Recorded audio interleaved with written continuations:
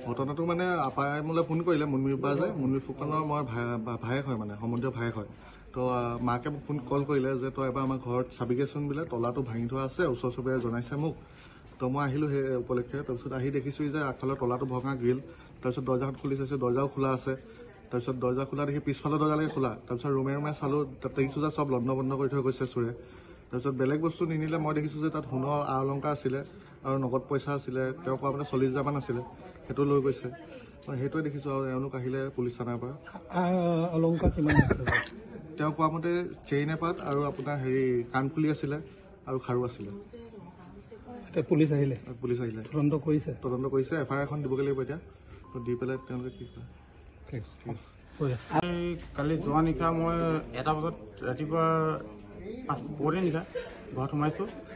মোৰ ঘৰত অলপ কিবা প্ৰব্লেম এটাৰ কাৰণে মই ঘৰলৈ গৈছোঁ। মই এতিয়া ভাড়াতীয়া হিচাপে মই ভাড়াঘৰত আছোঁ, কাংগানগৰ এইডোখৰ বাপুৰাম বৰাপথ বুলি কয়, তাতে আছিলোঁ। আৰু মোৰ ৰুমত এতিয়া আপোনাৰ আমি 2টা বজাত শুইছোঁ।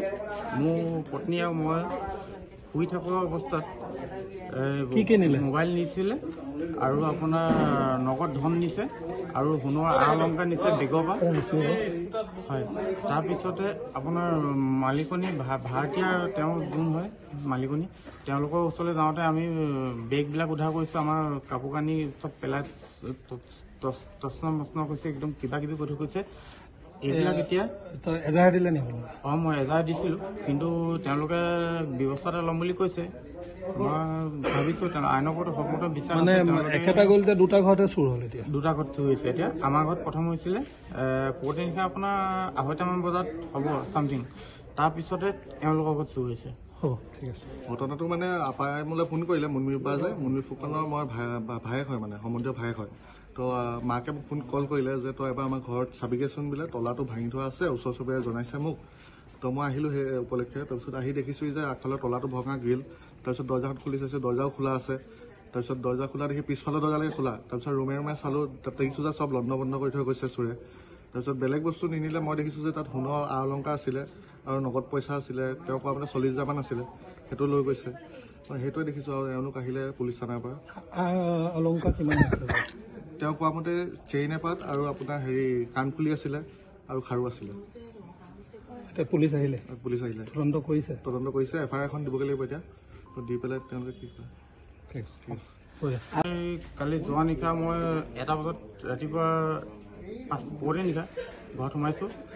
মোৰ ঘৰত অলপ কিবা প্ৰব্লেম এটাৰ কাৰণে মই ঘৰলৈ গৈছোঁ। মই এতিয়া ভাড়াতীয়া হিচাপে মই ভাড়াঘৰত আছোঁ, কাংগানগৰ এইডোখৰ বাপুৰাম বৰাপথ বুলি কয়, তাতে আছিলোঁ। আৰু মোৰ ৰুমত এতিয়া আপোনাৰ আমি 2টা বজাত শুইছোঁ। মোৰ পত্নী আৰু মই শুই থকা অৱস্থাত মোবাইল নিছিলে আৰু আপোনাৰ নগদ ধন নিছে আৰু সোণৰ আ অলংকাৰ নিছে বেগৰ পৰা।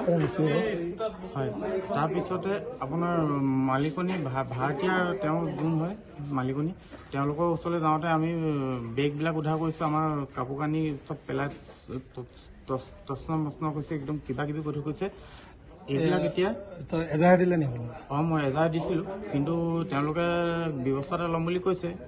মই ভাবিছোঁ আইনৰ ওপৰত সন্মত বিচাৰ মানে একেটা গলিতে 2টা ঘৰতে চুৰ হ'ল। এতিয়া 2টা ঘৰত চুৰ হৈছে। এতিয়া আমাৰ ঘৰত প্ৰথম হৈছিলে পুৱতি নিশা আপোনাৰ 2:30মান বজাত হ'ব চামথিং। তাৰপিছতে এওঁলোকৰ ঘৰত চুৰ হৈছে। হ'ব, ঠিক আছে।